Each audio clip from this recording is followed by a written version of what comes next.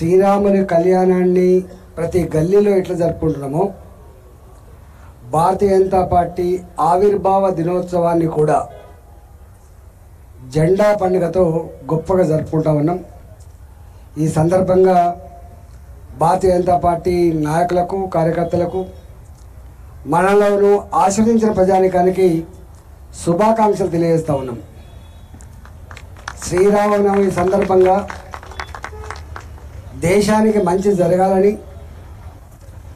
మానవ కళ్యాణం జరగాలని చెప్పి శ్రీరాముని కళ్యాణోత్సవం సందర్భంగా వేడుకుంటా ఉన్నాం. ఇంతకుముందు టోపి శంకరన్న చెప్పినట్టుగా మొట్టమొదటిగా దేశానికి స్వతంత్రం వచ్చి రాజ్యాంగాన్ని 1950లో మనం అడాప్ట్ చేసుకున్న తర్వాత నాకు తెలిసి అక్టోబర్ 1951 కావచ్చు. అక్టోబర్ 1951లో శ్యామా ప్రసాద్ ముఖర్జీ గారి నాయకత్వంలో ఆనాడు భారతీయ జనసంఘ్ ఏర్పడ్డది. దీన్ దయాళ్ ఉపాధ్యాయ గారి మార్గదర్శకత్వంలో, ఏ అంబేద్కర్ గారు అయితే రాజ్యాంగంలో సమస్త సంపదలు సమస్త ప్రజలకు ఉపయోగపడాలి, వారి మాటలో చెప్పాలంటే డెవలప్మెంట్ విత్ ఈక్వల్ డిస్ట్రిబ్యూషన్ అని చెప్పినటువంటి రాజ్యాంగ స్ఫూర్తిని సమున్నతంగా అర్థం చేసుకున్నటువంటి దీన్ దయాళ్ ఉపాధ్యాయ గారు మన దేశ సంపద చివరి మనిషి వరకు కూడా అందించేటువంటి కర్తవ్యాన్ని ప్రభుత్వాలు నిర్వహించాలని చెప్పి మార్గదర్శనం చేసిన మానవుడు ఇలా ఉపాధ్యాయ గారు. వారు చెప్పినట్టుగా దేశానికి ఒక చీకటి అధ్యాయం, ప్రజాస్వామికవాదులంతా జైళ్లలో మగ్గుతున్నప్పుడు దేశవ్యాప్తంగా ప్రజాస్వామ్య రక్షణ కోసం జయప్రకాష్ నారాయణ లాంటి నాయకత్వంలో ఉద్యమాలు జరిగి చివరికి ఆ చీకటి అధ్యాయం ముగించబడి సార్వత్రిక ఎన్నికలు జరిగితే ఆనాడు అన్ని పార్టీల కలయికతో జనతా పార్టీ ఎంత గొప్ప విజయాన్ని సాధించిందో ఇప్పటికి మనం మర్చిపోలేము. ఇవాటి లెక్క టీవీలు లేవు, ఇవాటిలాగా సోషల్ మీడియా లేదు, సెల్ ఫోన్ల వ్యవస్థ లేదు. పదులుకున్నట్టే జమ్మూ కాశ్మీర్ నుంచి మొదలుపెట్టి కన్యాకుమారి వరకు ఆనాడు ఒక్కొక్కరి గెలుపు జైళ్లలో ఉండగానే జార్జి ఫెర్నాండెస్ లాంటి వాళ్ళు 4.5 లక్షల మెజార్టీతో 5 లక్షల మెజార్టీతో గెలిచిన చరిత్ర మనం చూసినాం. ఆ జనతా పార్టీ దేశంలో విఫలమైన తర్వాత, పార్టీలు చెక్కల ముక్కలైన తర్వాత వాజ్పేయి గారి నాయకత్వంలో, ఎల్కే అద్వానీ గారి నాయకత్వంలో బొంబాయిలో సమావేశమై ఆనాడు జనసంఘంలో ఉన్నటువంటి పార్టీ దీపం గుర్తుంటే మనం భారతీయ జనతా పార్టీగా ఆవిర్భవించాలి, మన గుర్తు కమలం పువ్వు గుర్తుగా ఉండాలని చెప్పి పార్టీని ఆవిర్భవింపజేసి 5 సూత్రాలను ఆనాడే మనం అడాప్ట్ చేసుకున్నాం. అప్పుడప్పుడే ఎమర్జెన్సీ చీకటి అధ్యాయం గురించి మర్చిపోలేదు కాబట్టి భారతీయ జనతా పార్టీ మొట్టమొదటి కర్తవ్యం ప్రజాస్వామ్యాన్ని కాపాడమే మా కర్తవ్యం అని చెప్పి ఒకటో సిద్ధాంతాన్ని ప్రవచించింది. రెండవ సిద్ధాంతం శ్యామా ముఖర్జీ గారు చెప్పినట్టుగా సమస్త ప్రజా ఫలాలు సమస్త ప్రజలకు అందించే సిద్ధాంతం అని చెప్పిండ్రు. సర్వమత సమధర్మం అని చెప్పిండ్రు. రాజకీయాలు విలువలతో కూడిన రాజకీయాలు అని చెప్పినాం.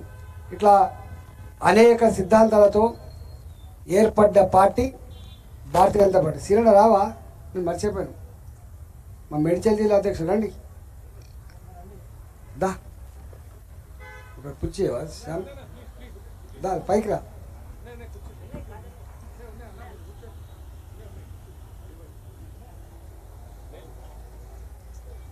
ఇట్లా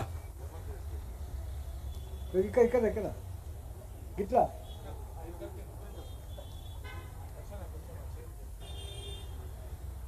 ఆనాడు ఏర్పడ్డ పార్టీ ఇద్దరు ఎంపీలు గెలిచిండ్రు.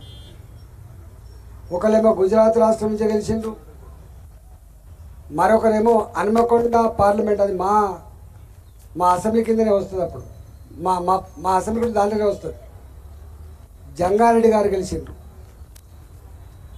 2 ఎంపీలు గెలుచుకున్నప్పటికి కూడా మొక్కవోని ధైర్యంతో 1000 కిలోమీటర్ల ప్రయాణానికైనా ఒక్క అడుగుతోనే ప్రారంభమవుతున్నటువంటి సిద్ధాంతానికి కట్టుబడి 2 ఎంపీలు గెలిచినప్పటికి కూడా ఇవాళ భారతీయ జనతా పార్టీని విస్తరింపజేయడంలో, భారతీయ జనతా పార్టీని రాష్ట్రాలలో గెలిపించడంలో, భారతీయ జనతా పార్టీని దేశవ్యాప్తంగా ఇవాళ మొత్తం విస్తరించడంలో మన నాయకత్వం చేసినటువంటి కృషి దాన్ని వర్ణించలేము.